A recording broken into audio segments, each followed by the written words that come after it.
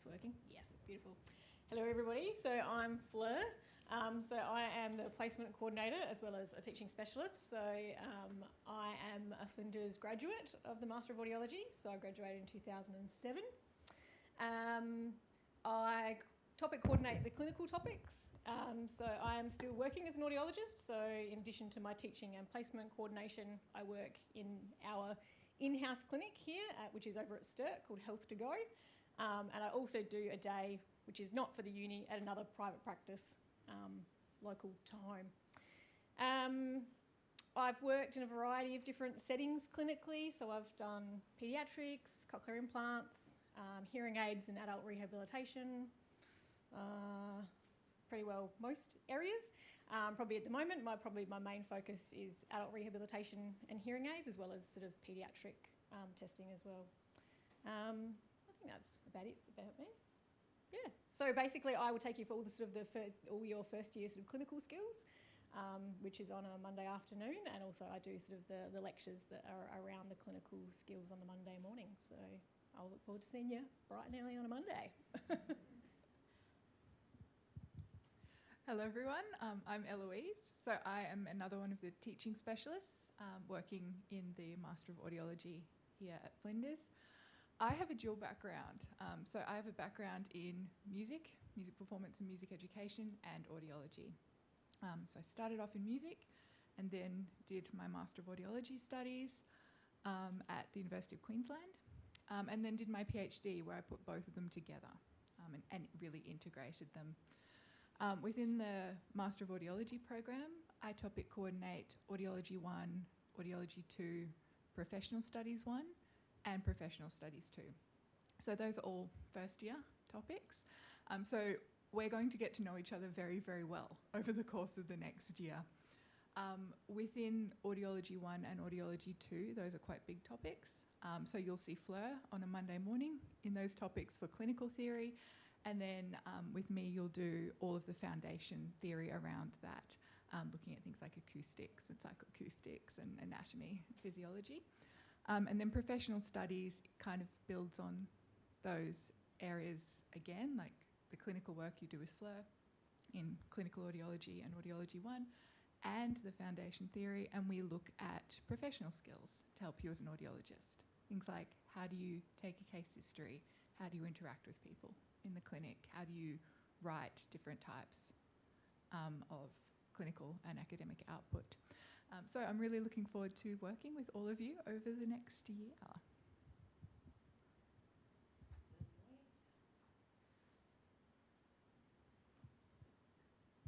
Thank you, Karan. Very good morning to all of you.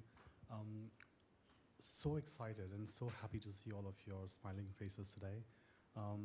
My name is Raj. I'm a professor and academic lead of this program here. I'm a clinical audiologist by training, and I've worked clinically in India, Singapore, and US.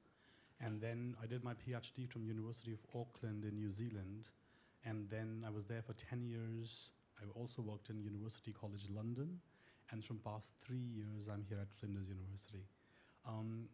My global mobility was not possible unless I was part of audiology. So this career is extremely, extremely rewarding. And there are so many amazing things you all can do, not only work clinically, but beyond clinically as well. Another thing is, I think from past 3 years I've been here and I've seen the colleagues here are absolutely outstanding. Karen, Fleur, Eloise, I'm not just saying because I'm part of this team, but genuinely, these people are one of the most professional, really competent, and amazing people. There'll be times when you will feel that they're pushing you to the limit, but it'll be for your greater good. And you will see that you will come on the other side feeling really, really strong and accomplished audiologists. Another quick note which I want to share with you all is 2 years is a very short period of time. Before you know, you all will be graduating. Trust me, this time goes really quickly. So make sure you make the most of these 2 years. And working hard is extremely, extremely important. I strongly believe that if somebody is super intelligent or somebody is really blessed with some innate qualities, But if that is not complemented with hard work, proactive planning, time management, then it doesn't really take you so far, you know. So it's extremely important for you all to give your really best, because the 2 years of your investment in time, energy, studies, it's going to impact rest of your careers and rest of your lives, okay? And also make sure you look around these people, this cohort, you will be seeing a lot of each other, not only in the next 2 years' time, but beyond that as well, okay? So I really welcome all of you once again here. Good luck, and I'll probably see a lot of you in the second year, because I do the topic coordination of research methods and research projects.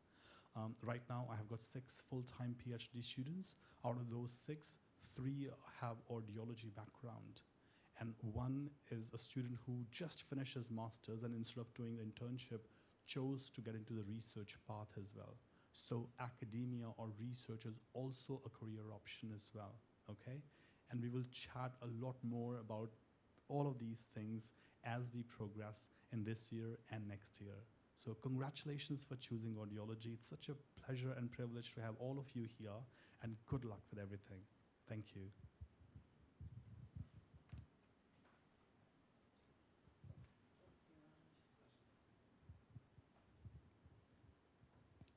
And I'll also mention Sarah Wallace, you see on the list, our newest staff member. She's unable to be here today because she is working clinically, but you will see her very soon. Next Monday, she'll be assisting Fleur with the clinical skills practicals on Monday afternoons. And you will, of course, see her in some of your clinical placements. Okay.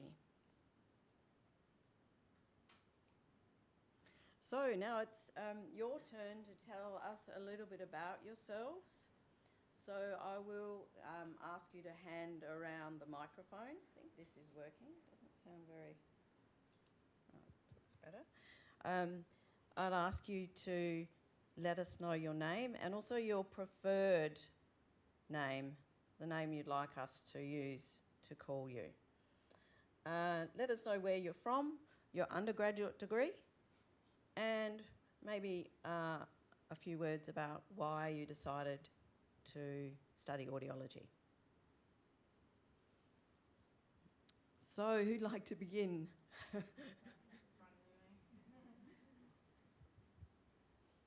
My name's Maddie.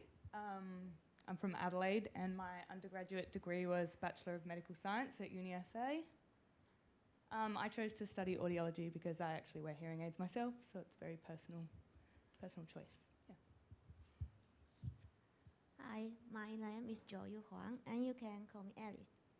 I'm from Taiwan, and my undergrad degree is about tourism. It's not related with audiology. And the reason why I study audiology because I think it's a rewarding career in the future, and I think it's a really good job to helping people. Thank you. Hello everyone, my name is Wei Qi Chen, and you can call me Eileen. And I also from Taiwan, and I graduated from our study Applied English. And the reason why I wanted to study audiology was because I would like to help more people in other way. Thank you. Hello everyone. I'm also from Taiwan, and my Mandarin name is Min Yi Xu. You can call me Justin. Actually, I'm handsomer than Justin Bieber. Yeah. And my undergraduate degree actually is also audiology. Yeah, in Taiwan, and I also working in Taiwan for 3 years as an audiologist. But our salary there is not as high, and I also have ever helped have a placement for a student. When I teach them, I realized all the knowledge of audiology I have already forgot for after I working in as an audiologist for 3 years, because I working at a hearing aid company, and when you're working at a hearing aid company, some part of your profession you will not use. So in a long time, you was slightly forgot the part of the knowledge used in the clinic. Yeah. And so I choose to study audiology again to improvise, to improve the knowledge of audiology. Okay, thank you. I'm nervous. Hi guys, my name is Dhanashri, and I don't mind if you call me Dhanashri or any short name of Dhanashri. I don't mind. It's okay.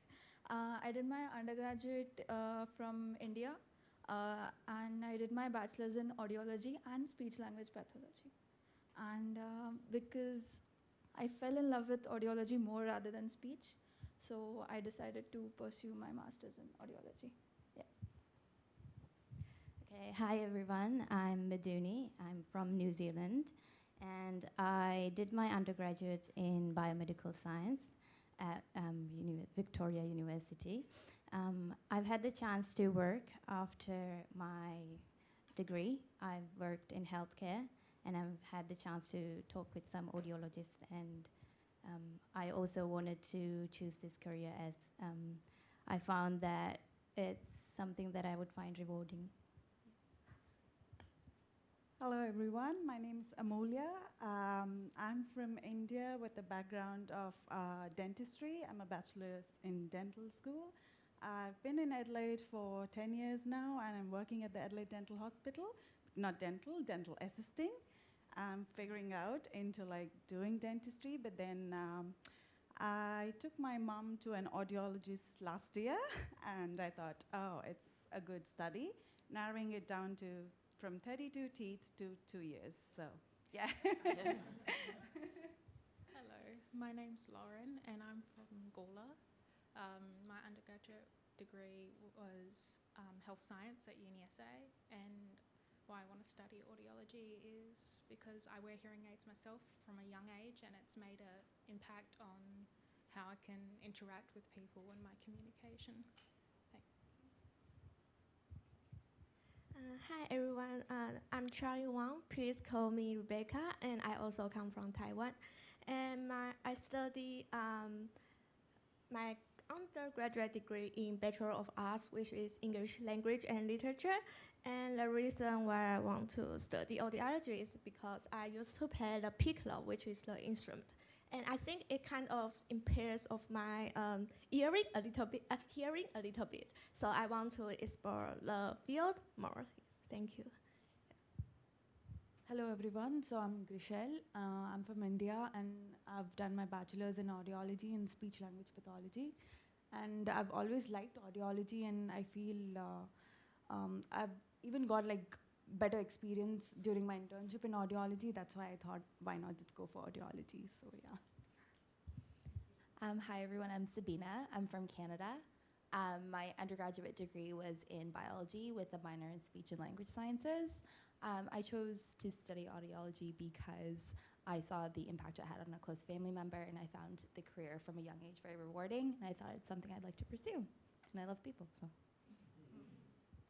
Hi, I'm Hannah. I'm from Adelaide Hills. My undergrad was in music, and I want to study audiology because I'm interested in sound, and I figured, using that sort of knowledge, I can help people too. Hi, I'm Gemma. I'm originally from England but moved to Australia when I was 15. I studied the Bachelor of Health and Medical Science at University of Adelaide, and I chose audiology because it's a well-rounded, rewarding career, and I find the human body fascinating. Hello guys, my name is Lucy. I'm from Adelaide. My undergrad is a Bachelor of Pharmacy and Honours. I'm currently working at the hospital pharmacy at Western Hospital, and I chose audiology because I was inspired by my sister who took her son to the audiologist, and I also watched a few YouTube videos that was quite inspiring. So that's why I'm here. Hello everyone, my name is, you can call me Xinling, and I'm from China. This is my first time I go far away from home to pursue my study, and I graduated from Guangzhou University, also in China, and my bachelor degree is applied psychology. But I found there was too many theories. I really want to learn something really practical and find a rewarding job in the future, so I chose here. Thank you. Hi everyone, I'm Sahani. I'm from Sri Lanka, and I did my bachelor's as speech language pathology and audiology from Bangalore University. And the thing is, I chose to study audiology further because this is a new subject in my hometown. So I think this would be a good choice for me. Hello, my name's Christian. I'm a social worker, and I've been working as a social worker for a long time in many different industries. I went to the APY lands, actually. I saw the needs up there, and also I worked a lot in the fluoro. So there was just a need for audiologists from what I could see, especially in the Aboriginal communities. So that's why I decided to get into it.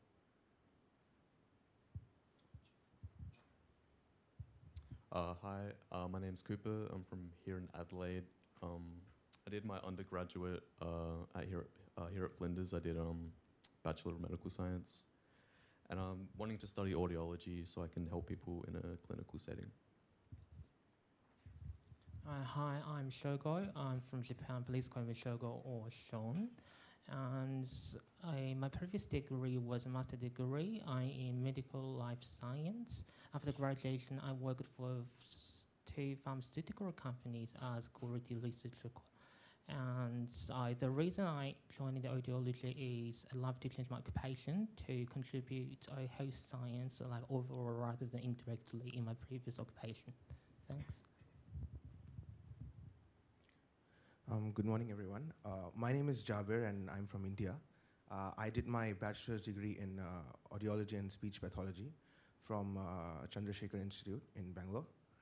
And yeah, so when it comes to audiology, we actually don't save lives, but we improve the quality of the lives. So, you know, in order to live a good life, you need to have good quality. So yeah, being a part of it really means a lot, helping children and a lot of people actually hear. So yeah, that's why I chose to do my master's in audiology. Thank you.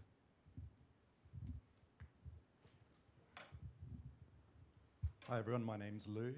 I'm from Adelaide. I did my undergraduate degree in mechanical engineering at Adelaide Uni. I chose to study audiology for a bit of a change of career and looking to sort of help people in a potentially clinical setting, but still audiology seemed like it had a bit of technical side of it as well, with like hearing aids and the sound spectrum and stuff like that. Hi, my name's Kevin. I'm from Ireland. I've lived in New Zealand and now Australia for 5 years. Background's actually optics, ophthalmic dispensing, and honours degree, Bachelor of Science, Vision Science. I've also done most of the TAFE audiometry course. Wanted to get into audiology because it was a natural progression in terms of customer service, helping people. It's very similar to, say, fitting someone with contact lenses for the first time and you see their eyes light up when they can see clearly. You get the same effect when you put someone's hearing aids in for the first time and they can hear clearly. Hi, I'm Anagha. You can call me Anagha because the rest of my name is too long. So I'm from India, and my undergraduate degree was in audiology and speech pathology back in Mysore. So I chose to study audiology because I loved working in audiology clinics when I was an intern, and I think that was what my passion was, so that's why I chose it.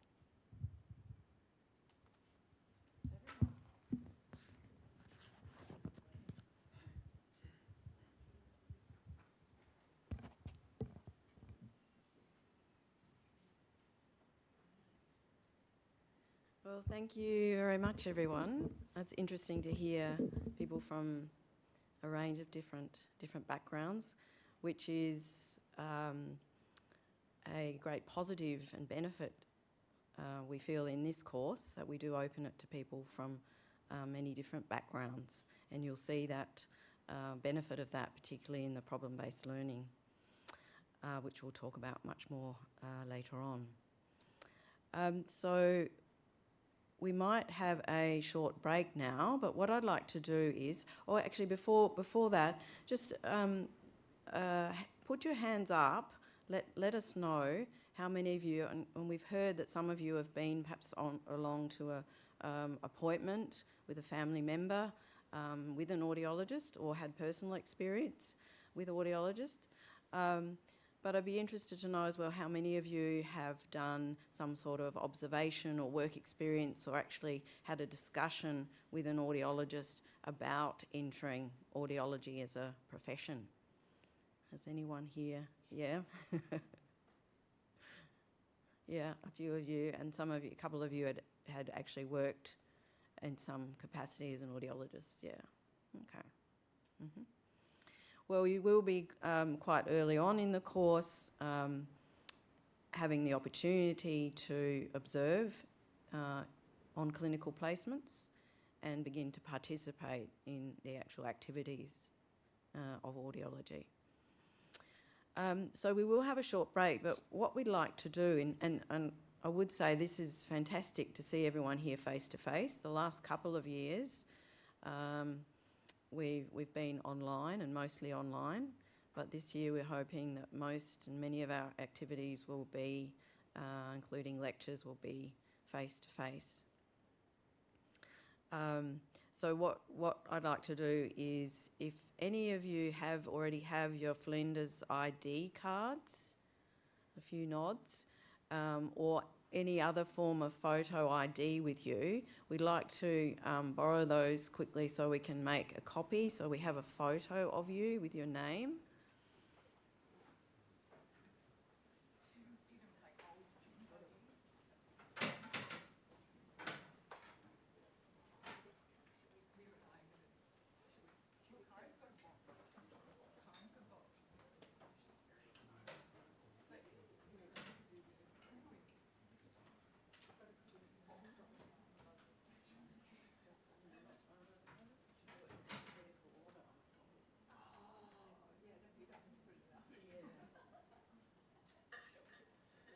I'll try. They'll get mixed up on the way up there anyway, so we'll just do it.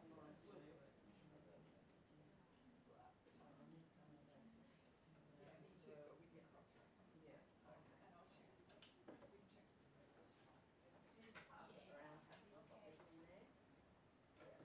And I'll check. We can check. Promise we will not steal your identity. Yes. It's really so we can learn your names. That's the whole goal. Which I will do by the end of semester 2. When I'm waiting on you to go well to second.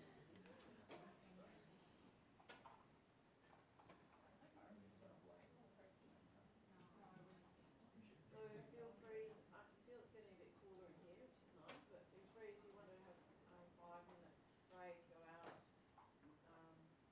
the room, find a drink.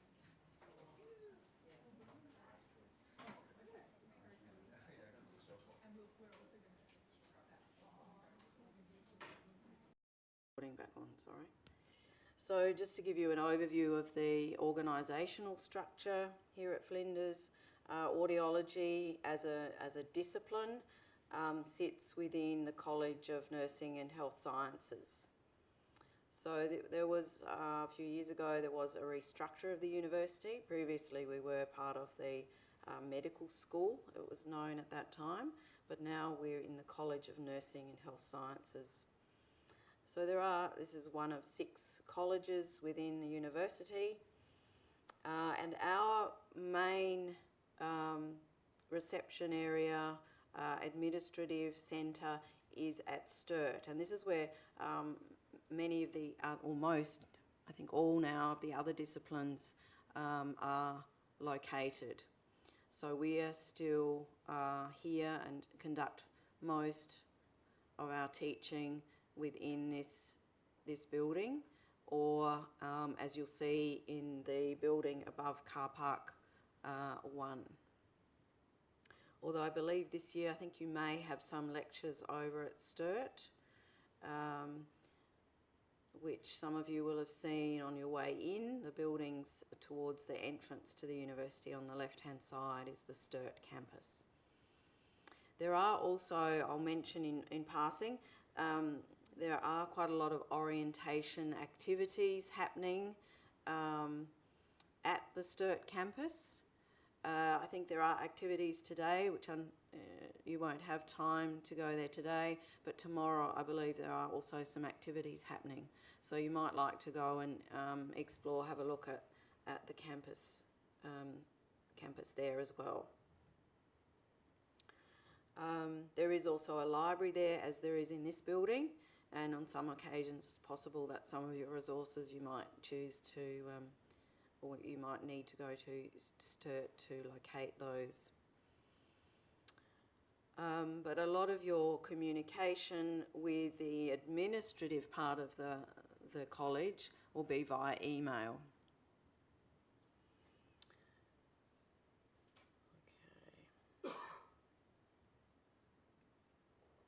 So speech pathology and audiology are based within Flinders Medical Centre. So we have academic offices up on the level 7 of this building to the northern end, so down the far end. So there are both audiology, the staff you met this morning, and also speech pathology staff members have offices located in that area. So it may be that from time to time you may have a meeting in a staff office, so that's the area that you'll go to. There can be some confusion between Flinders University and Flinders Medical Centre, so they are two separate organisations. Flinders Medical Centre is the hospital, and they also have an audiology department, and those staff members are based on level 6. So all these areas that I'm mentioning you'll be taken on a tour, and those will be pointed out to you. Great, thank you. Do you want to just pop them there, and yeah, we'll get people to collect in a minute.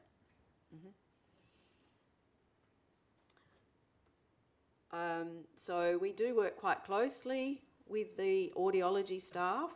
There are now around 5 staff members working within the hospital, and you do have clinical placements in the hospital clinics as well. In particular, there's a paediatric clinic which you're heavily involved in. So yes, we do share facilities as well. Again, on the tour you'll see the clinical area where there are audiology booths set up, and those are booths which the hospital also uses for patient appointments, outpatient appointments, but we also use for clinical teaching. So on a Monday afternoon, typically you'll be in that area doing your clinical skills, using the equipment in those audiology booths. There is some now dedicated equipment that is just for student and teaching use as well. So there are rooms there that you're able to book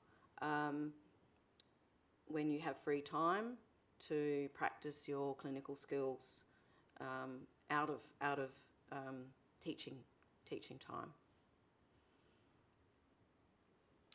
Okay. So as I said, the actual teaching activities are within this building. This is one of the smaller lecture theatres. There are a number of other, or there are 2 other lecture theatres on this level, and a number of smaller teaching rooms. For your problem-based learning, for example, you'll have a smaller tutorial room. I think all the practice tutes from this afternoon and Friday and from next week will be in the area very close to this lecture theatre. There's also what we call the Health Sciences building, which is, if any of you have parked in car park 1, rather than coming down through the tunnel, if you go up to the building immediately above, it's the Health Sciences Lecture Theatre Complex, and there's the Health Sciences building, and on occasion we may have sessions in those areas. Yes, I mentioned the audiology booth, and I did mention the library, which is down the corridor this way. And again, our second year tour guides will show you where that is. So while there are many resources online these days, the medical library also has many hard copy books, textbooks, which will be useful for you.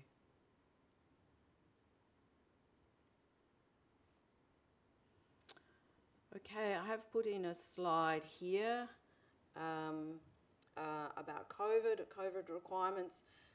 Now you'll be aware that things have changed over the past few months. You are no longer in the teaching areas and in the general university required to wear masks, but in clinical areas you are. I think entering the hospital was down at the main entrance yesterday. Did see a lot of boxes of masks. So I think going into any clinical area or even walking through that main entrance area, that masks are still required. And we will require this in our clinical area and during most, if not all, clinical skills. In other situations, like the lecture situation, PBL, it is up to you. Don't feel that you can't wear a mask. I myself will be wearing a mask in a PBL situation when I'm tutoring. So please do consider. Obviously you're in a room in quite close contact in a small room for an extended period of time. And there is an expected COVID surge coming to South Australia in March. So certainly if one person gets COVID, it's likely their whole immediate group may well do as well. So we do say stay away if you're unwell. We will make provision for PBL for if you're not able to come because you're unwell, and unwell particularly with COVID, but well enough to sit in front of a computer, that you're able to join in, and we would ask you to join in the problem-based learning. Lectures are recorded, so if you're not able to watch them live because you're unwell, then the recordings will be available. ID cards. I think a lot of you obviously have your ID cards, but there is a link there if you still need to order your card. Vaccination, as I think you're aware, and part of clinical compliance, you're required to have 3 doses, and you're not able to do clinic until you have had those 3 doses. Having said that as well, boosters aren't a requirement, but you can obtain boosters at no cost. So I would encourage you to consider, if you haven't done so, to have your 4th and or your now 5th doses are also available. Masks, as I mentioned previously, just still be aware of hygiene, of social distancing, particularly in crowded areas, and hand hygiene as well. You will see around, particularly around this building, you will see hand hygiene stations, so don't hesitate to use them. Okay, does anyone have any questions around those requirements? Okay. So I've already mentioned problem-based learning, PBL as we typically refer to it. This is self-driven learning, so student-driven learning. And it recognises the fact that you bring knowledge from your previous degrees, as well as your life experiences, to the course and to the work within the group. So the emphasis within our whole course, our whole curriculum, is on that small group learning. So it really mirrors what you do in a clinic in terms of lifelong learning and learning in a clinical context and problem solving within your everyday professional careers. So we feel this really prepares you very well for your future as audiologists.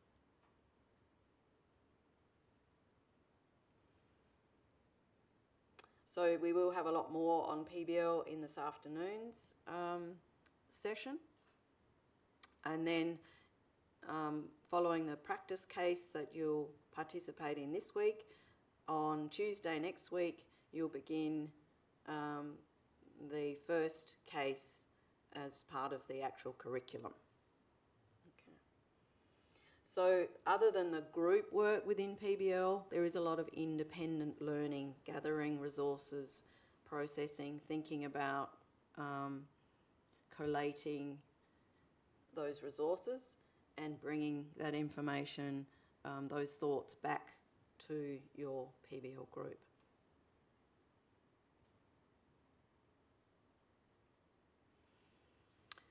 So I think you're already all enrolled in topics for this semester and or the entire first year. So as Eloise mentioned earlier, Audiology 1 is her topic, a 9-unit, a very big topic. This is the PBL topic. So you cover a great deal of ground within that topic, both in the PBL, or primarily the PBL, but there are lectures associated with that that are designed to help you consolidate your learning. Clinical Audiology 1, Fleur's topic. This is where you have your clinical skills, practical classes, and you will have, beginning term 2, you will have placements. So initially, the placements will be often half-day, some full-day placements on Wednesdays and Thursdays. You do have your first clinical practical on Monday, and Fleur will provide you with more information about that. But on Friday as well this week, there is a session around clinical compliance and some information on placements as well, which Fleur and Susan Main, who you've also received an email from, she's based again at Sturt in the WIL team, the Work Integrated Learning team, and she oversees the scheduling of placements and also the compliance side of things as well. So you may well not meet her, well, you will meet her on Friday in person, but most of your communication with her will be via email as well.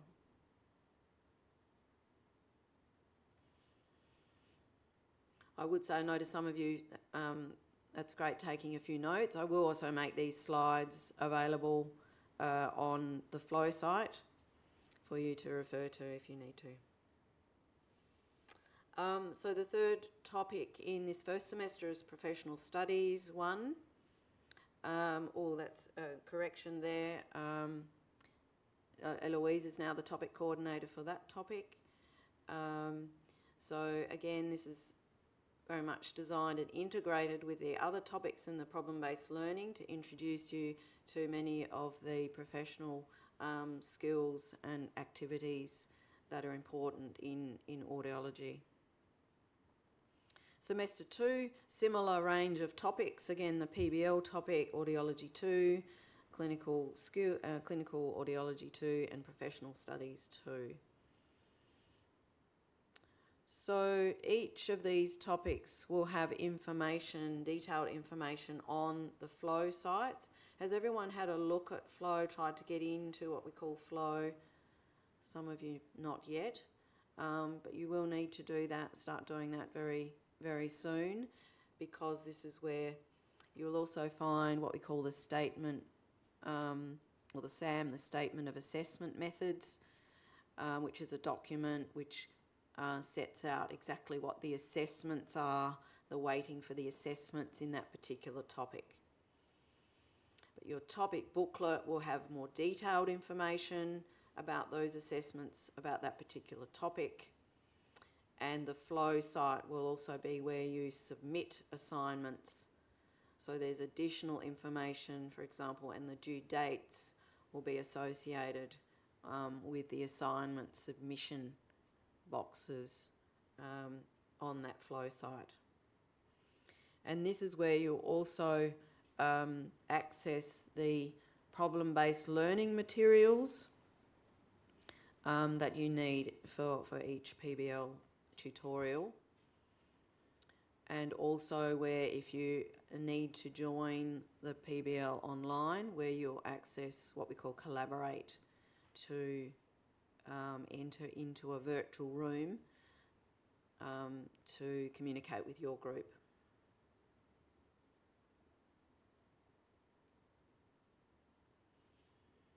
So Flow, Flinders Learning Online, is the system I'm referring to. You need to log in to the system to access your topics, and you'll find as well a range of resources. The university's introduced a template format, if you like, that's to be used across the university. Up until now, it's been a little more flexible in the way topics are set out on Flow, but I think you'll find the new system, those who've been at Flinders before found the new setup better than previously. There are a couple of you from Flinders. No? Okay. So you'll find, and it would be good to have an explore of that very soon if you haven't done so, but you'll see there are various modules. All the assessments, or each week will have its own module with the dates of that week, and that's where the lecture handouts will go, for example, and there may be other materials, other handouts that are posted in that particular module for that particular week of the semester. But your assignments will also be in a separate module, so that they're all together and you can see the requirements and the due dates for each of those in that separate section.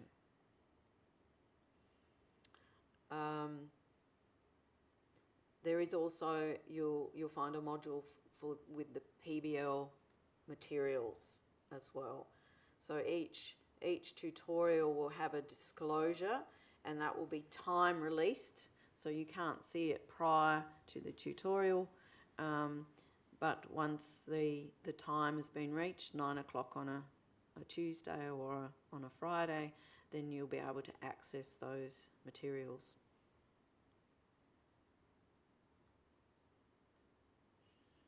There is also a generic Flow site, and sometimes we'll actually link your timetable, put your timetable into the generic site and link that onto the topic Flow site.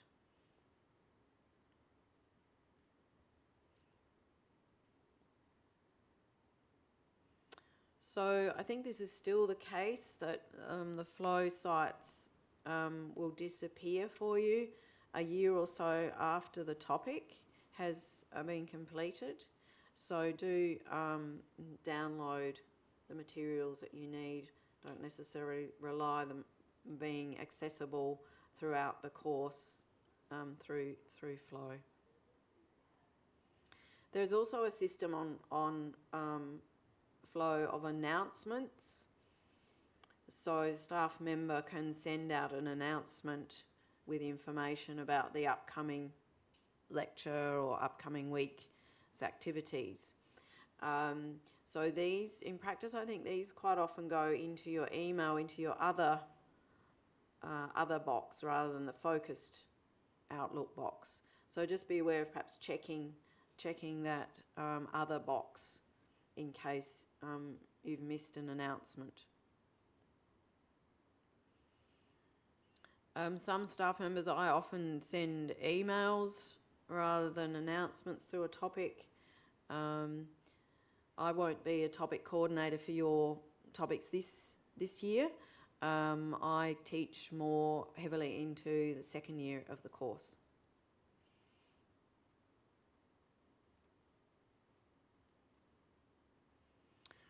Okay, so essentially for this first year we are following the university standard semester dates. So you'll find there's a term 1, then there's a mid-semester break, a term 2, then a mid-year break, and a similar pattern in term 3 and 4. But there are some variations, particularly in the second year. So our second years this year have started their problem-based learning on Monday. So they've already started their topics proper this week.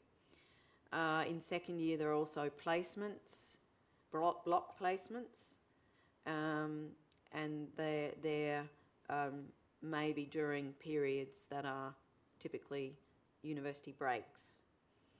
So there'll be more information about that to come later on this year.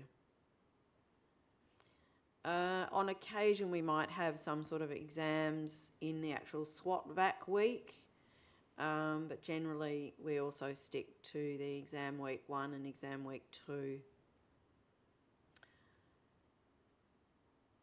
But we do, particularly towards the end of the year, the supplementary period, for example, in the second semester is in early December.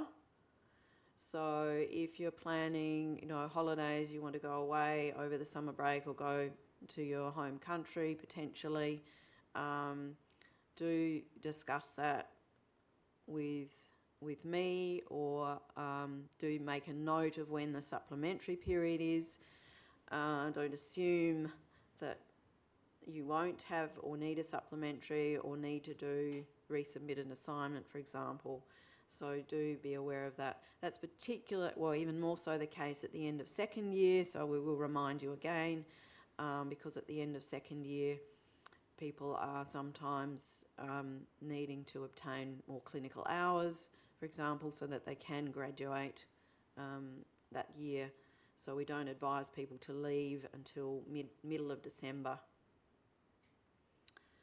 And in the mid-year break, the supplementary period is actually the week immediately before you return for the beginning of semester 2. So just make a note of that as well if you're planning to travel, to go away.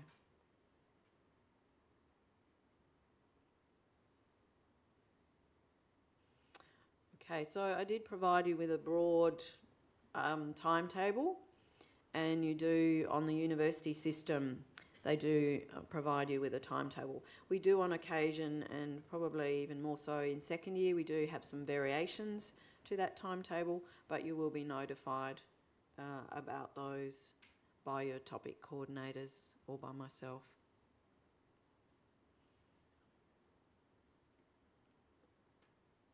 Now, does anyone have any questions, comments so far? Yes, Maddie. Okay, there is a requirement, but we don't typically talk to you about the specifics of the numbers because the emphasis we want to be on the clinical experience and gaining the clinical skills. So there are a number of categories, and that has varied from year to year, particularly through COVID.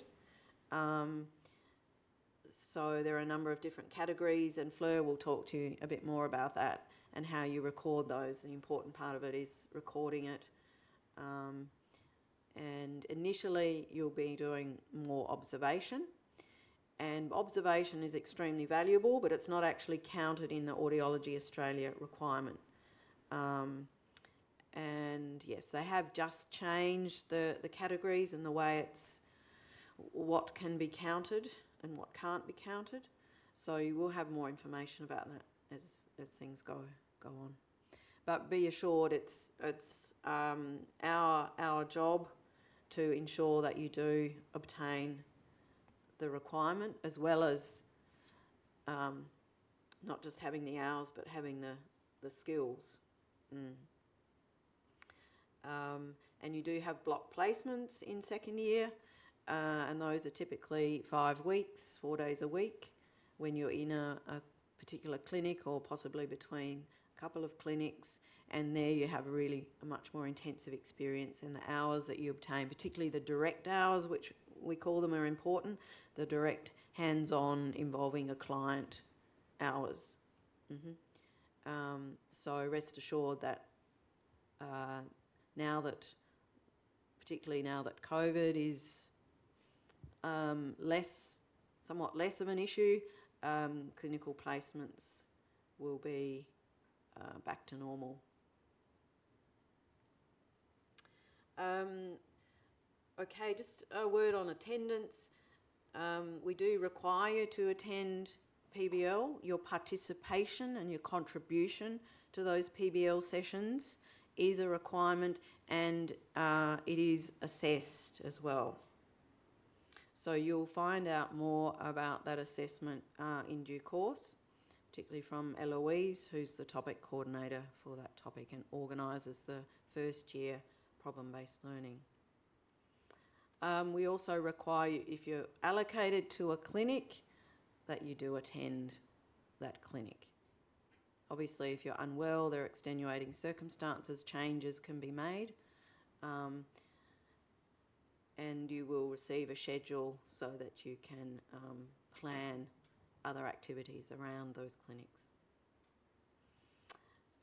Yes, so we do ask you to request absence if an absence in extenuating circumstances, important family events, for example, but we ask that you request and complete a form, send to the topic coordinator before, obviously well before, as far as possible, before the problem-based learning tutorial. And we do request and we do ask you, of course, to ensure that you keep up with the work and still do the work related to the problem-based learning. We do recommend that you do attend all lectures, preferably in person now, if unavoidably necessary, then online. The lectures will typically be streamed live as well in the Flow site. But it is far more effective teaching, learning, if you're there in the room, because the interaction, and we've become particularly aware, or even more aware of this during COVID, when we have been doing the majority of our teaching, even a lot of it last year, online. And it just doesn't have the same. I'm sure many of you have done this in your undergraduate in the last couple of years as well. It just doesn't have the same impact and enjoyment for either the lecturers or the students to do it online. Many of our sessions are interactive as well, which is a lot harder work as well online. So we do like you to be in the room and interacting with the sessions. But of course, lecture recordings are there and are useful, often useful for reviewing, and particularly if English is your second language, it can be very useful to be able to go and re-watch the lecture, even slow it down. Yeah.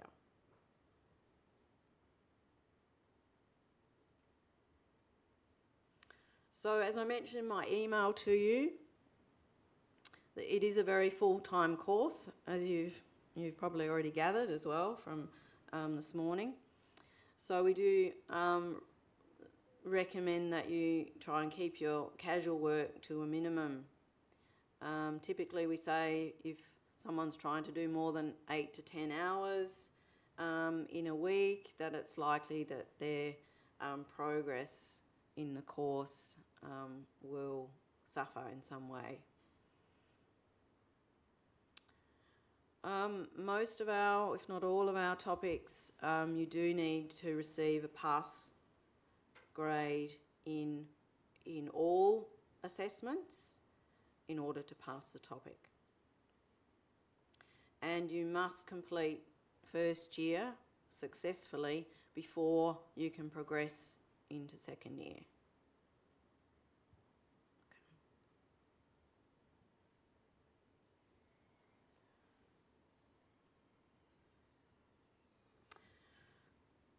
So, any questions about that so far?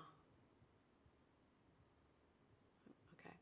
So assessments, we do, as you'll find if you're looking at the SAMs and the topic booklets, we do have quite a diverse range of different types of assessment. We do have the standard invigilated written exams, but there are also things like quizzes, essay assignments, practical reports, and clinical exams where you're demonstrating your clinical skills.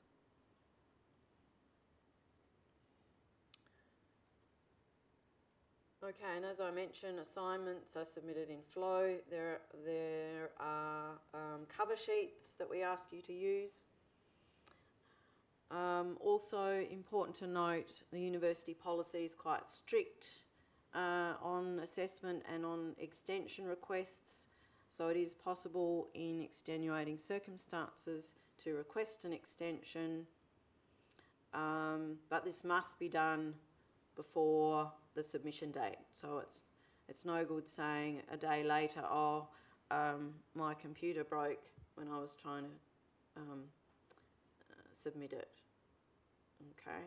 But if you are having difficulty, maybe personal circumstances, do come and speak or contact your topic coordinator, the person responsible for that assessment, and we're there to help you in any way we can, so don't hesitate to come and talk to us about any difficulties you may be having.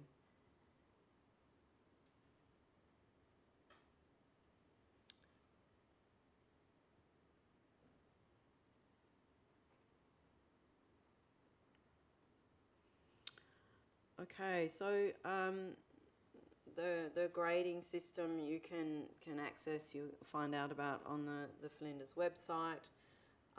Another area that is taken very seriously at Flinders is academic integrity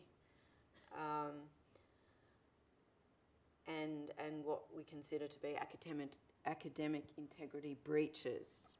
Okay, so the colloquial term for academic integrity is basically plagiarism or cheating, and this is what we mean by AI or academic integrity. So there is a flow module which we strongly advise you to go through so that you understand what is the definition, what constitutes a breach of academic integrity. But just a couple of important points, because these are issues that have come up in audiology in the past, so that you're very clear from the outset that either sharing or receiving information, that is notes or documents or exam information from another cohort or a graduate, is considered a breach of academic integrity. So if one of our second years provides you with some information, whether it be PBL notes whether it be an assignment they've done, whether it be them giving you information about examinations that they've done. Your receiving it is equally a breach of academic integrity, as is theirs, their telling you. Okay? So if you do receive any information like that, you need to notify the staff member.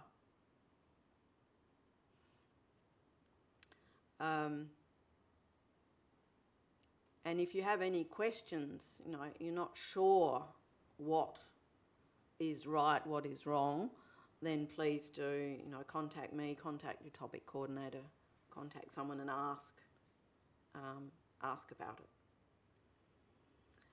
I have put an extra item there. How many hands up have heard of ChatGPT?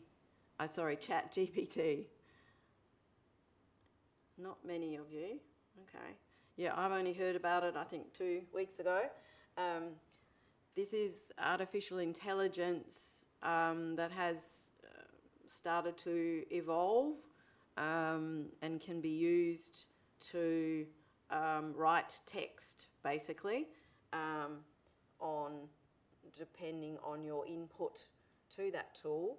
It can produce text on a particular topic, for example, or it can write you an email about a particular topic or with particular content that you request. So this has taken the world a bit by storm. I think it's been evolving for some time. And currently universities are looking at this and staff are thinking about, okay, this may be a useful tool for some things, but it should not be used for other things.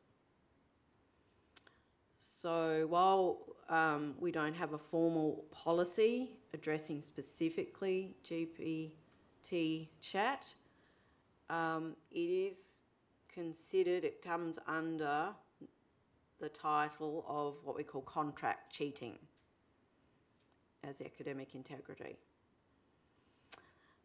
So that means, does anyone understand what I mean by contract cheating?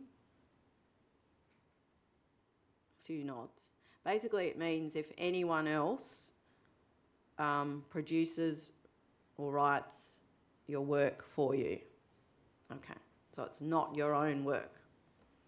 We talk about plagiarism, which means you might extract a paragraph or a series of sentences from another article or website and put it into your work.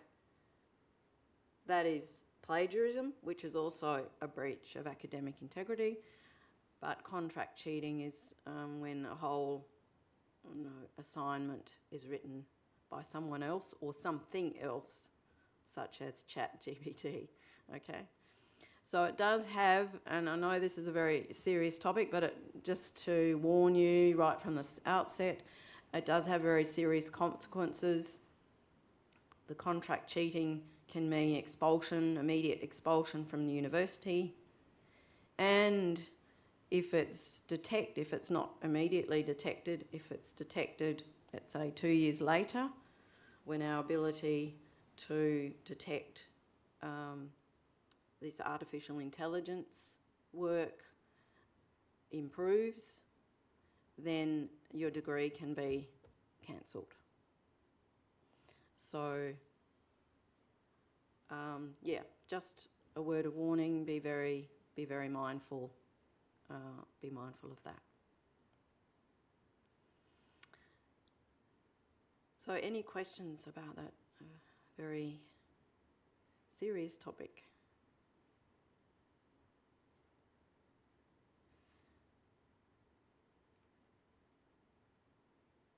So having said that as well, academic writing, we're expecting some of you may have more or less experience in that area, but the university does have many resources and sources of assistance to help you with your academic writing. Okay, and we're typically giving you feedback as well about the work that you submit, so that you are aiming to, throughout the course, be able to improve your academic writing.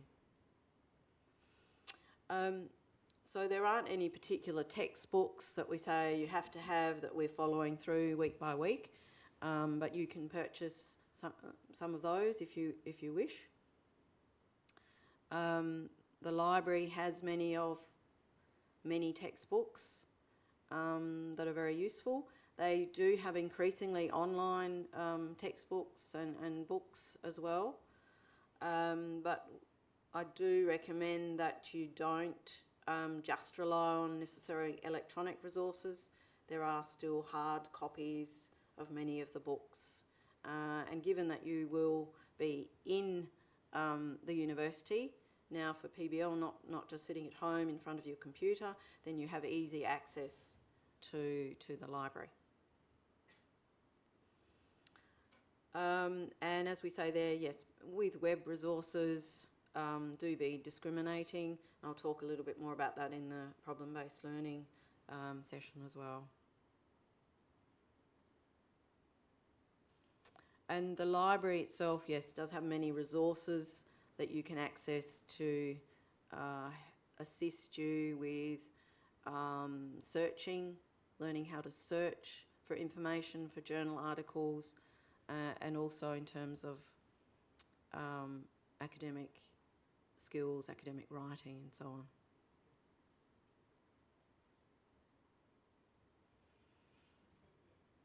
We do ask you to ensure that your information in the student system is up to date. So as it says there, your current postal address is useful, your mobile phone numbers, so that staff can access that and contact you if necessary by phone. But your Flinders email is the most important point of contact. I think you all now have activated your Flinders email, so that staff are required to use that email, not to use your personal email. So important that you check that email very regularly, so daily or even more often. I guess more and more people do get email on their phones, so it's almost like having a text message. So usually it's a good idea for contacting staff. Clearly, if we're in the lecture theatre, you might come up after the lecture and have a word. That's absolutely fine. But if you want an appointment, or specifically an appointment perhaps with me as course coordinator, or I'm also, I didn't mention earlier, what's called student engagement coordinator.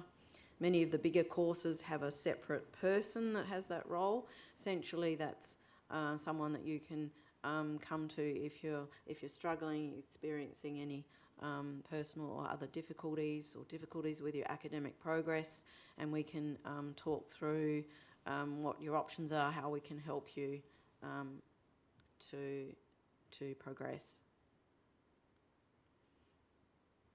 So all the staff are on email, and we're constantly checking our email at least when we're in our offices.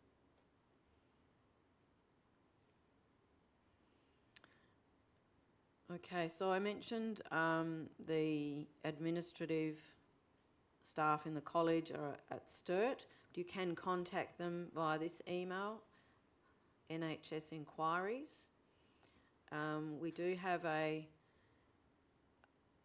dedicated audiology administrative staff member that does a lot of audiology related administration, called Leonie Randall. So you may well see her name or see that she responds to one of your emails. If you are sending an email to this email address, do make it clear in your subject heading that you are an audiology student. So the other services around the university, of course, we have a health service.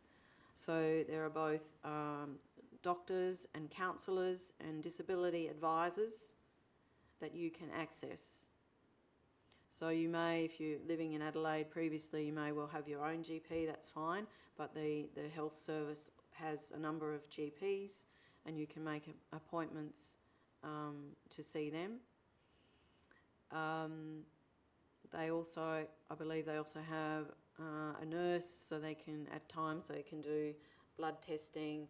I believe they were, I'm not quite sure about exactly now, but they were doing also COVID vaccinations. So if you need, want to have a booster, then you could inquire there as well. Also the Student Learning Centre. As I mentioned earlier, a lot of resources there to help you with your studies. So as I've said, if in doubt, if you don't know where to go, come and ask a staff member, come and ask me, look on the website. Don't hold back. We're there to not only teach you or help you learn, but we're there to help you do that.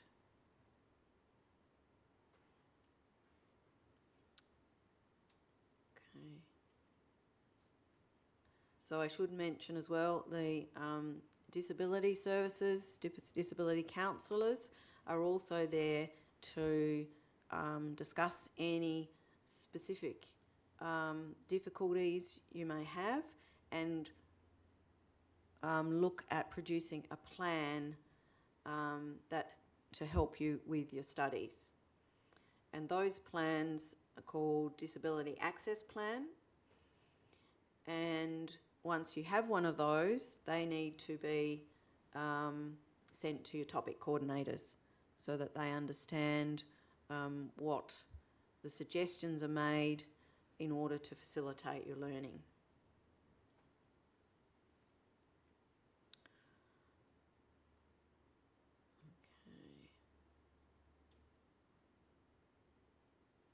And also, actually, I haven't got that on slide, but note, if English is your second language, you have you can apply for a English as a second language. I can't think of the term that they use, but you have then you have the option to have a longer time in invigilated exams, for example, so that you're given some benefit given your second language, using your second language.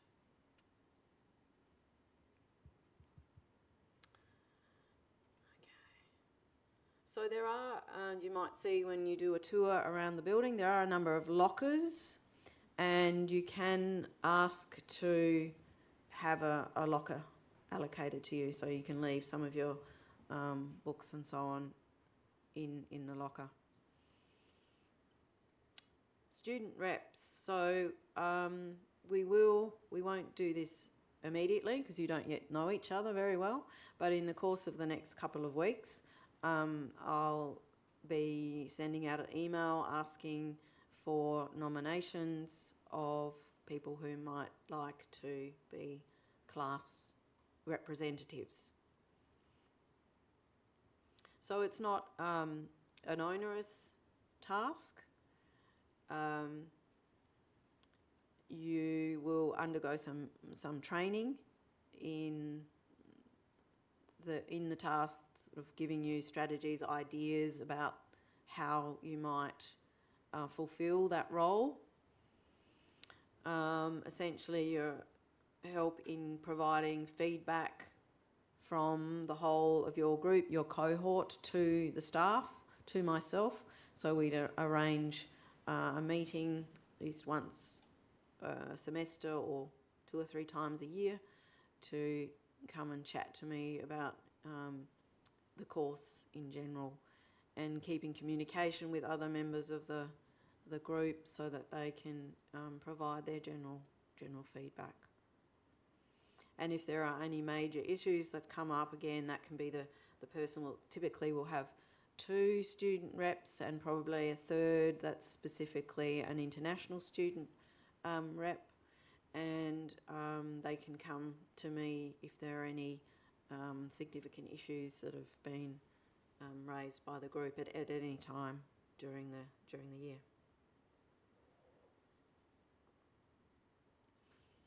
Audiology Australia. So Audiology Australia is our peak professional body in audiology. Okay, so they accredit our course, and our course is in Australia. They make the hours requirements for graduation. And so it's also for many jobs, once you graduate, your internships, membership of Audiology Australia is a requirement. So it's very worthwhile joining as a student, and it's not terribly expensive. So you can find their website, and I believe now you apply online. There's an online process. So it does mean you'll receive information about events that Audiology Australia run.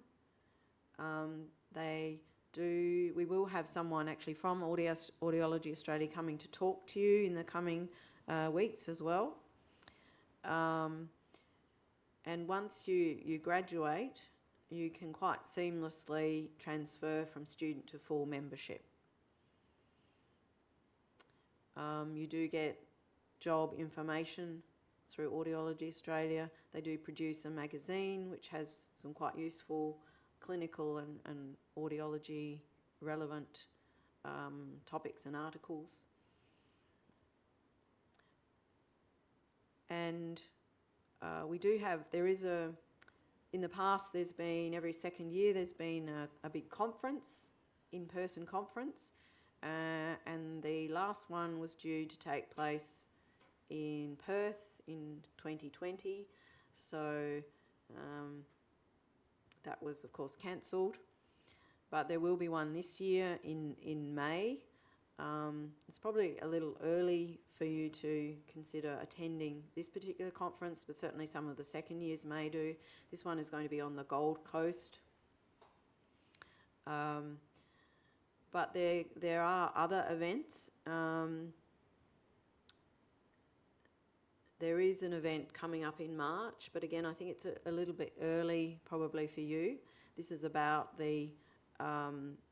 about planning for your careers in terms of applying for jobs, undertaking interviews, and so on. So quite a number of our second years are attending an event that's in March.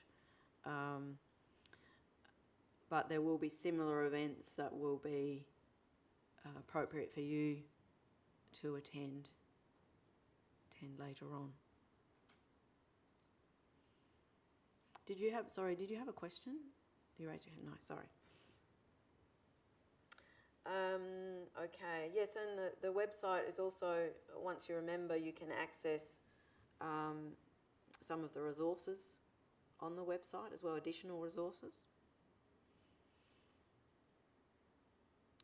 And as I said, yes, student activities as well.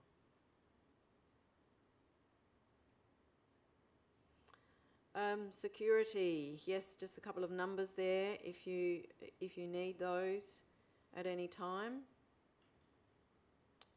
I believe with your ID cards as well, you can access the library, the medical library, after hours. Normally the entrances here on level 1 and level 4 that you may have come in via, they are open pretty much during working hours, so you can enter there without any problem. You can also enter via the main hospital entrance, but the entrances here are a lot closer to, for example, car park 1, or if you're catching a bus rather than to the medical centre but up the hill, it's a shorter walk potentially down the hill to those entrances.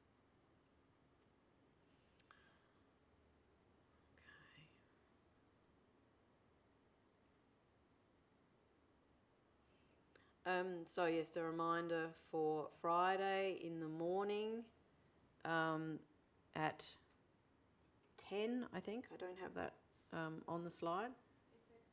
It's at 10:30. Okay. And then in the afternoon we have the second part of the PBL case that you'll be starting today. Are they all in this room? No. The placement compliance, I think, is... someone got the timetable in front of them? It might be Lecture Theatre 2, I think. The one I sent out to you. I don't think I put that. It's in here? Yeah, okay.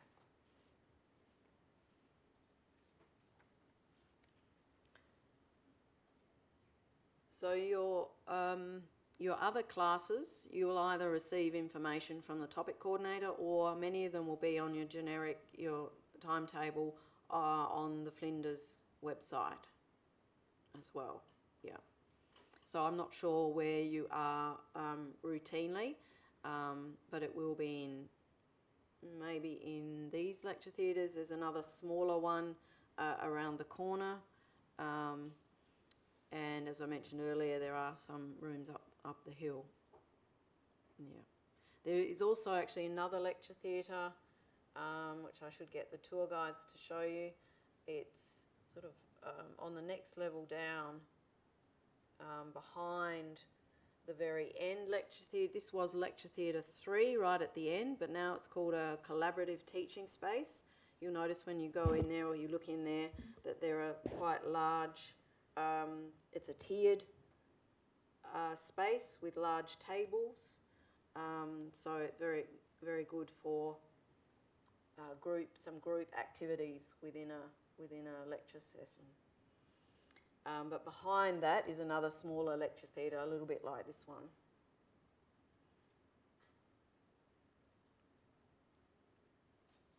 I do have the timetable here. Yes, this afternoon for the PBL session, we're actually next door, Lecture Theatre 2. Yeah. There are a couple of student societies as well in the General University. If you have a particular interest, you'll probably find there's a group, a club that is involved in that activity. But also there's Flinders Rural Health Society. They haven't given me, this is an older video they gave me in previous years, but I can play that in a moment. I think we have time. There's also the FUSPA, the Speech Pathology and Audiology student group, and I will send you out some information about that group. They haven't contacted me, but I have now obtained some information about their coming up activities. So you might consider joining and participating in some of their social activities. I think they have their AGM coming up next week. We have in the past, I think the president two or three years ago was an audiology student. At the moment they are speech pathologists or speech pathology student who are on the committee, I believe, but it'd be great to have some audiology involvement in that group as well. Okay. So any questions at all? Okay. Let me just see if I can play this.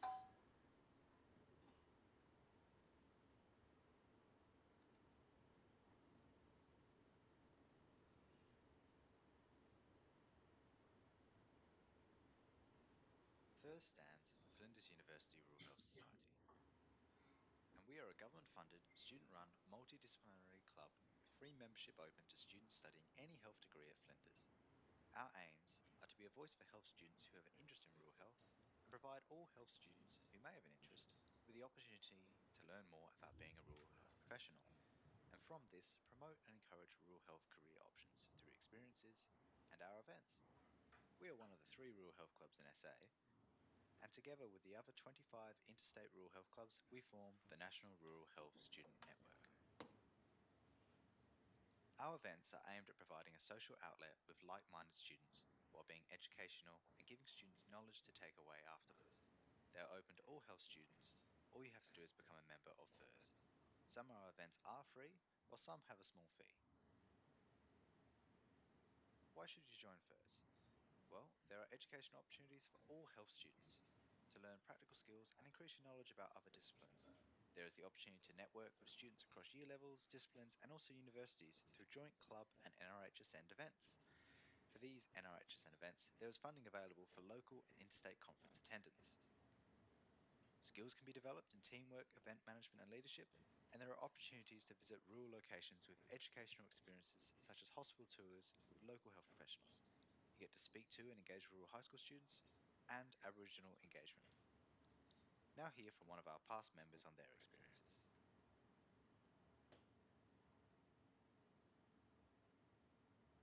Hi everyone, my name is Alison and I'm a speech pathologist working with Country Health in the Riverland. I've been here for 12 months now after graduating from Flinders in 2019. And during my time at Flinders, FIRS was a huge part of my whole university experience. I started out as the discipline rep for speech pathology, and then in my third year I had the opportunity to be the co-president for Allied Health. And if I had to pick my best experience from my time with FIRS, it would probably be a combination of all the rural high school visits. So I had the chance to go out to Renmark a couple of times and also to Mount Gambier. Either way, if you sort of know that you want to work somewhere rural after you graduate, or if you just want to meet some other people while you're studying at uni, either way I think joining FIRS would be a great idea. So if you're interested in joining FIRS, become a member and go to the URL listed below or scan the QR code. Once on the NRHSN website, select FIRS as the club you want to join. Joining is free and our first event will be held in March. For more details on our events and opportunities, follow us on Facebook.